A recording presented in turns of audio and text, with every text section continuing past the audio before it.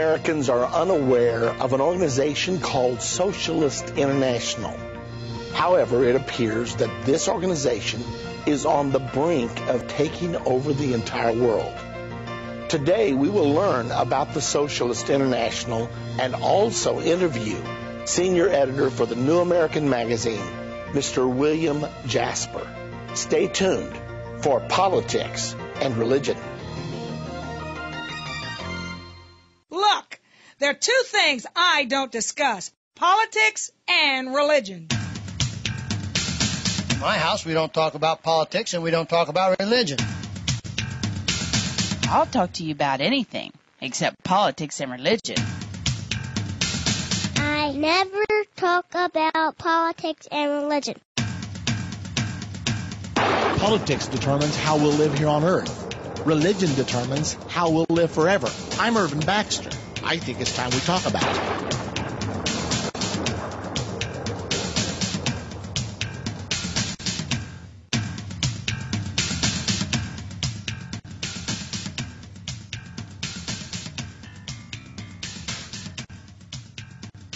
Mr. William Jasper is going to be our special guest today on Politics and Religion. He is senior editor for the New American Magazine. We're going to be talking today about the pervasiveness of socialism in our world, and in particular, focusing on the Socialist International. Now, the average American doesn't really know anything about the Socialist International. However, you should. It's critical because there is much evidence that we are this close, that we are just on the brink of the Socialist International ruling the world and ushering all of us into a one-world socialist government. It is absolutely that serious. So it's going to be very important for us to learn today. And Mr. William Jasper is one of the foremost experts in our world on the subject of the Socialist International. I believe we do have Mr. Jasper on the line with us today. William, are you there? I'm here. It's a pleasure being on with you. So nice to have you. We appreciate all the work you've done through the years. I've read many of your articles and your books. Appreciate them so very much. You've written extensively about the Socialist International, and the average American simply does not know much about that, if anything. Can you sort of give us a quick overview? What's that really all about?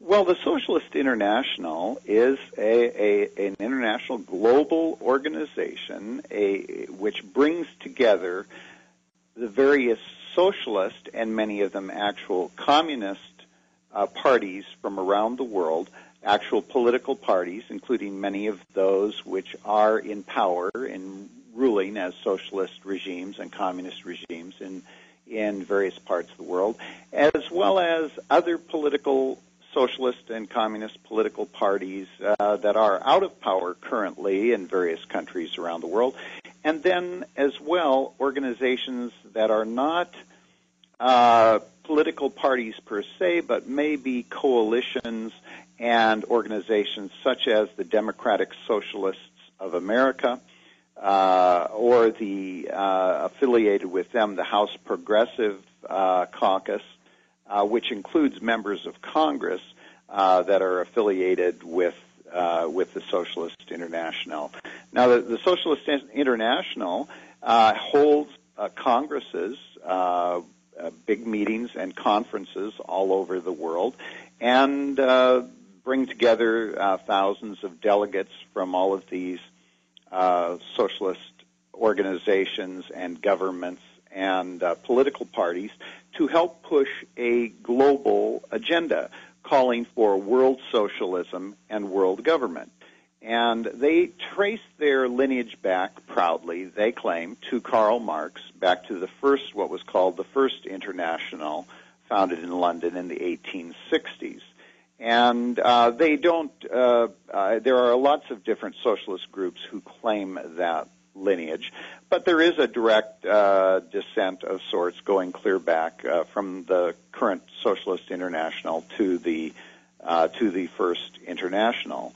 And I've been following them for many years. As you pointed out, most Americans have never even heard of this organization, but it is one of the most powerful and influential in the world.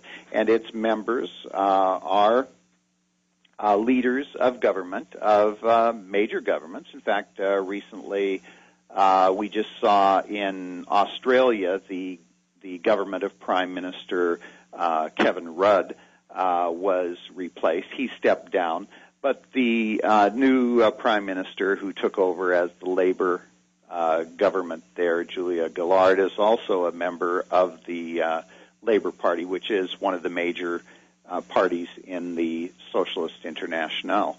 The government of Spain, the government of Greece, of course, which just went bankrupt under George Papandreou, is a Socialist International party. In fact, George Papandreou, the president of Greece, is the president of the Socialist International. In other words, he's been elected to temporarily lead it. So this is quite a sterling membership of socialist organizations that have bankrupted their countries and are pushing all the rest of us to bail them out, and to all at the same time expand government at all levels to have a global government which will control everything, which will redistribute the wealth according to the dictates of the socialists who run it.